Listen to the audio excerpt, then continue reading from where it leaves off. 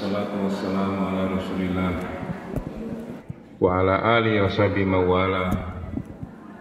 La haula wa la quwata illa billah, ma ba'd. Para jamaah rahimani wa rahimakumullah, pantas apabila kita memanjatkan puja dan puji syukur hanya kepada Allah SWT,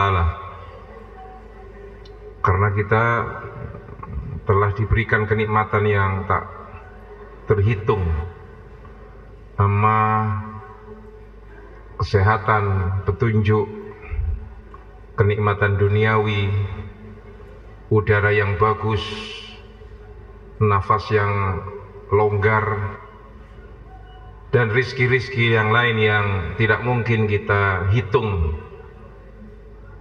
Wala ta'uddu ni'matallahi la tuhsuha. Kalau kalian hitung, kata Allah SWT, tidak mungkin akan ketemu kalkulasi nikmat yang diberikan Allah SWT kepada kalian, kata Allah. Nah, ini menunjukkan bahwa kita ini sangat butuh kepada Allah SWT. Oleh karena itu layak dan pantas apabila kita memuji Allah SWT, mengagungkan setinggi-tingginya. Yang kedua, semoga salawat serta salam senantiasa terlimpah kepada junjungan Nabi kita Muhammad SAW. Nabi kita Allah SWT dispesialisasikan untuk kita. Nabi kita Muhammad SAW menginginkan kepada kita masuk surga dan dibebaskan dari neraka. Oleh karena hidup beliau semuanya difokuskan agar umatnya terbebas dari neraka dan masuk ke dalam surga. Mudah-mudahan kita termasuk golongan ahlu surga dan dibebaskan dari neraka. Amin ya rabbal alamin. Para jamaah rahimani wa rahimakumullah, pada kesempatan yang singkat ini saya ingin mengingatkan diri saya maupun Bapak Ibu sekalian tentang pentingnya kita mengingat keagungan Al-Quran. Jadi Al-Quran itu adalah kitab yang sangat agung. Tidak ada kitab yang agung selain Al-Quranul Karim. Oleh karena itu Allah SWT mengajak kepada kita untuk merenungi isi Al-Quran. Karena Al-Quran itu adalah kitab yang memberikan petunjuk kepada kita. Hidup kita ini penuh dengan problem. Hidup kita ini penuh dengan masalah. Oleh karena itu, kalau kita tidak mengenal Allah SWT, tidak mengenal Al-Quran, maka kita akan terjebak dengan problem. Maka kata Allah SWT mengajak kepada hati kita. Hati kita oleh Allah SWT ingin diluruskan. Alam ya'ninil ladzina amanu an takhsha'a qulubuhum li dzikrillah. Allah SWT mengajak kepada kita, wahai kalian, kata Allah SWT, tidaklah kalian sudah datang waktunya bagi orang-orang beriman untuk takut kepada Allah SWT, untuk mengingat Allah SWT. Bentuknya apa? Bentuknya adalah wa ma nazala minal haq, karena telah datang kebenaran, datang Al-Quran. Yang mana datang Al-Quran itu adalah untuk kepentingan kita. Ibaratnya sepeda motor itu ada buku petunjuknya, supaya tidak masalah terhadap sepeda itu. Kalau kita nggak tahu petunjuk bagaimana cara mengendarai motor, karena tanpa membaca petunjuk atau tidak belajar kepada orang yang pernah berpengalaman di dalam mengendarai motor, meskipun motor itu baru, tidak lama akan hancur karena keliru penggunaan. Belum dipanasi sekian menit, tiba-tiba begitu murup, jreng, langsung wer. Apa yang terjadi? Rusak mesinnya. belum ada pemanasan. Sama petunjuk ketika kita berbuka puasa, kalau nggak ngerti petunjuk bahaya. Begitu azan Allahu Akbar langsung es sing seger gelek sak gelas. Gimana kira-kira, seger apa enggak? Seger. Coba kalau tiap 30 hari begitu terus, kira-kira isok riyoyoan apa enggak? Pas riyoyo watuk bareng sak keluarga, gara-gara tidak tahu petunjuk Nabi. Kalau kita mau berbuka puasa, ya kita makan atau minum ya yang manis, minimal 3 kurma, kemudian air segar. Nah, ini adalah salah satu dengan petunjuk agar tubuh kita senantiasa stabil.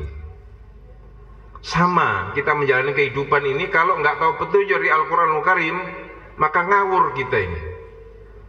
Maka kata Allah SWT, kalladzina utul kitaba min qabl fatola alaihimul amad faqasat qulubuhum. Allah sudah memberi contoh. Dulu ada kaum yang terdahulu, ahli kitab, diberikan kitab, kitabnya dibiarkan dipajang di rumah, nggak pernah dibaca, nggak pernah dipahami, nggak pernah dijalankan.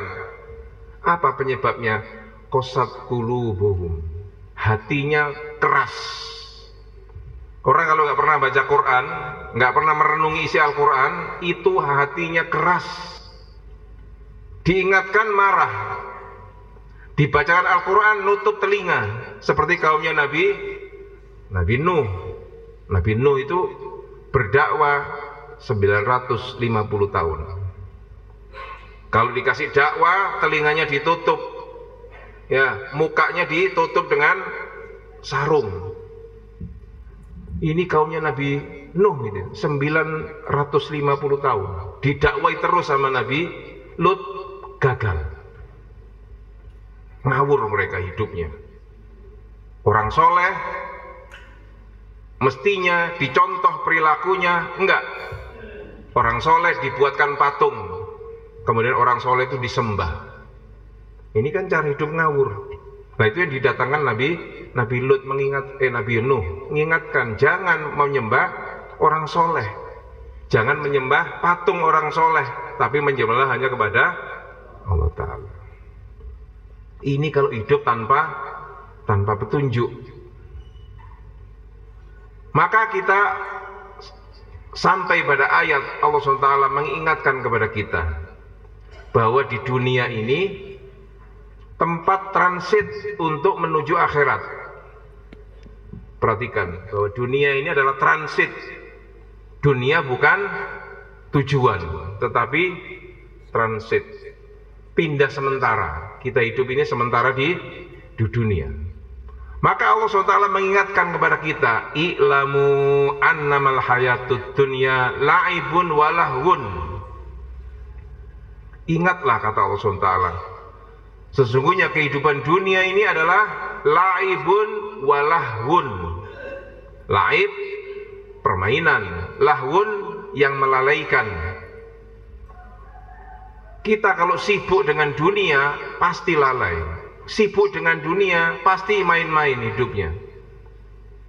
Kalau kita ditanya, orang kalau disuruh milih, ya bapak-bapak, ibu-ibu, kalau suruh milih dikasih kehidupan yang mewah kaya raya atau dikasih yang miskin semiskin-miskinnya, pilih yang mana?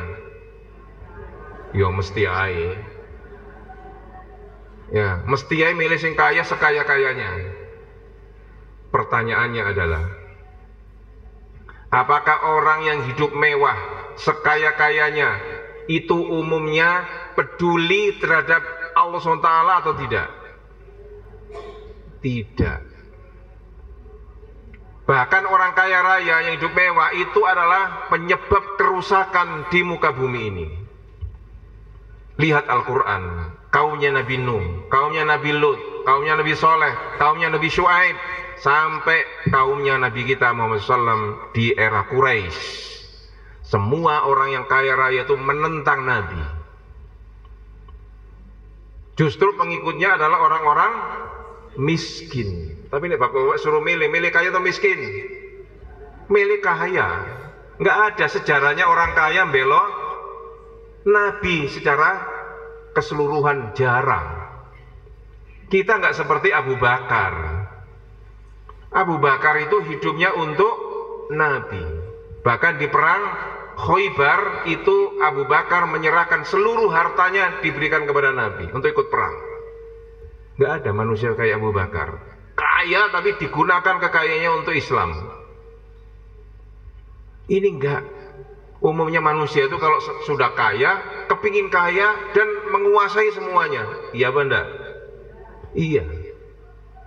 Itu nas dari Al-Quran. Makanya orang kaya itu masuk ke dalam surga nunggu 500 tahun. Sing miskin lancar karena nggak ada yang dihisap. Kalau sing diperiksa wong miskin nggak duwe apa-apa. Nah, ini adalah metode Al-Quran. Jadi kebanyakan kaumnya nabi-nabi, para rasul itu umumnya pendukungnya sebagian besar adalah orang-orang miskin. Oleh karena itu kita nggak boleh pesimis kalau dikatakan orang miskin. Sholat 5 waktu, poso Senin Kemis, puasa Ramadan penuh, uripe sik miskin. Lah itu adalah cobaan di dunia. Maka Allah SWT memberikan kepada kita bahwa dunia ini adalah laibun walahun wazinatun. Yang ketiga adalah permainan yang melalaikan, wazinatun, penuh dengan perhiasan. Enak-enakan di dunia itu, tempatnya enak-enakan. Watafakhurun, kata Allah SWT, bainakum, tempat untuk kalian megah-megahan. Ya, ake-akean dunya. Kemudian kata Allah SWT, watakathurun fil aulad wal amwal wal aulad. Ake-akean bondo, ake-akean anak. Coba lihat kalau kita hidup di dunia ini, lama nggak ketemu teman 40 tahun, pasti yang ditanya berapa anakmu, berapa cucumu, berapa hartamu, berapa kekayaanmu, mesti kan itu yang ditanya.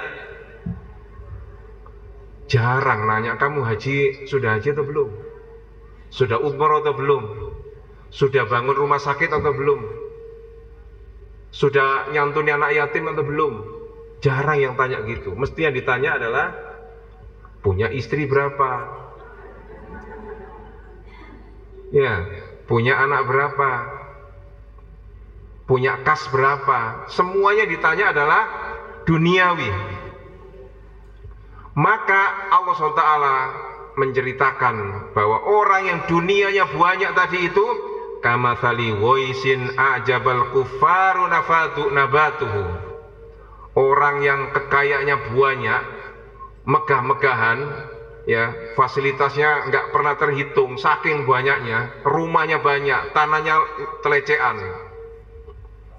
Itu seperti kamathali waisin a'jabal kuffaru nabatuhu. Seperti hujan kemudian membuat petani itu gembira, senang, karena dengan hujan itu tanamannya tumbuh indah, hijau, siap panen. Tapi begitu tidak lama ternyata tumbuhannya itu adalah menguning, kering, rusak, hancur. Itulah dikatakan Allah SWT dunia.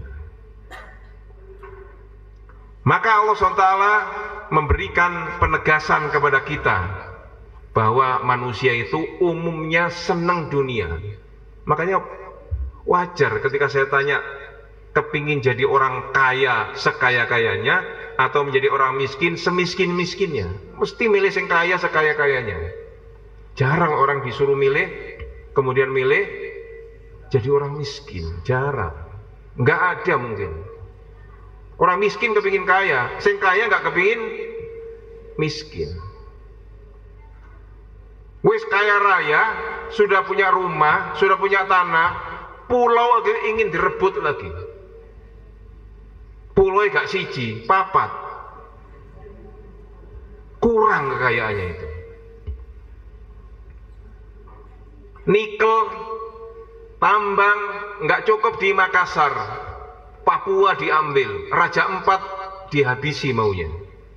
Kurang Pak, itu satu orang itu yang punya itu. Punya sana, punya sini, punya sini, punya sana.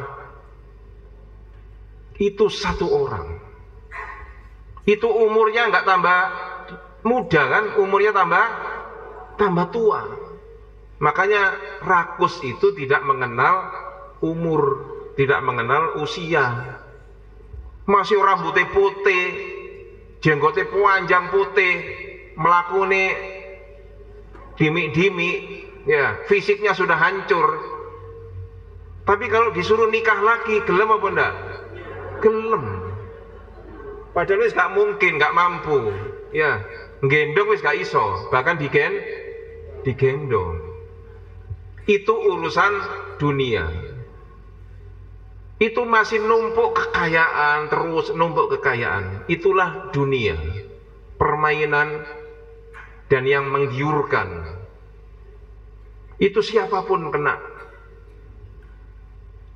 Ada salah seorang kafir Quraisy, ya, itu disebut di dalam sejarah dia memiliki kekayaan mulai dari Mekah sampai di Taif. Bapak-bapak, ibu-ibu yang sudah umroh atau haji itu pasti mengenal kalau naik bis dari Mekah ke Taif itu kira-kira 2 jam.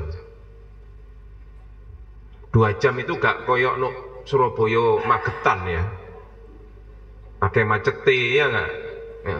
Itu kalau di sana itu nggak pakai macet, jalan 100 sampai 150 bis itu nggak pakai berhenti, itu 2 jam. Itu Utbah bin Rabi'ah itu kekayaannya tanahnya mulai dari Mekah sampai Taif 2 jam perjalanan bis cepat. Itu dawa sakmono. Kira-kira jamaah di sini angkat tangan sing duwe kekayaan koyo ngono. Gak ono. Itu kata Allah SWT ketika ditawari Nabi nggak mau dia. Ingin ngikuti Nabi kalau kekayaannya tambah banyak. Makanya Allah SWT beri azab dia dengan azab yang pedih. Karena kekayaannya tidak membawa dirinya dekat kepada Nabi, tapi justru menentang Nabi. Nah itu alamiah, manusia kepingin kaya, nambah terus, numpuk-numpuk itu ada dasarnya. Zuyyina linnasi hubbus syahwat minan nisa wal banin wal qanatiril muqantarah minadz dzahabi wa fiddah. Allah SWT mendeskripsikan Zuyyina linnasi hubbus syahwat minan nisa. Allah SWT memberikan menjejer. Kita suruh mikir kita ini. Bener apa enggak sih Allah Ta'ala ngomong ini? Manusia itu dibuat pikirannya indah, dibuat pikirannya menyenangkan terhadap wanita. Di antara di sini ada yang enggak sampai tua membujang. Kalau dihitung, kalaupun ada enggak banyak. Pasti hidup kita sudah menikah. Zuyyina linnasi hubbus syahwat minan nisa. Allah SWT menempatkan an-nisa ranking 1. Kok ada orang kaya, orang sukses, duitnya banyak, kekayaannya banyak, nggak menikah?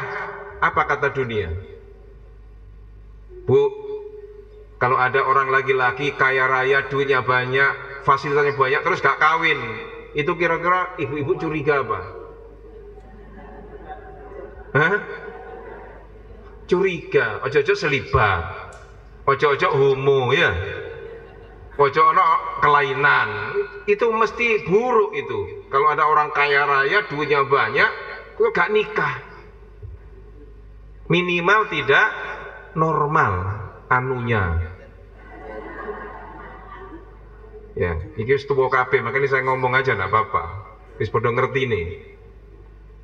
Allah SWT menempatkan wanita sebagai prioritas, bahwa orang kaya itu orang kaya raya atau siapapun laki-laki miskin sekalipun pasti senang terhadap wanita.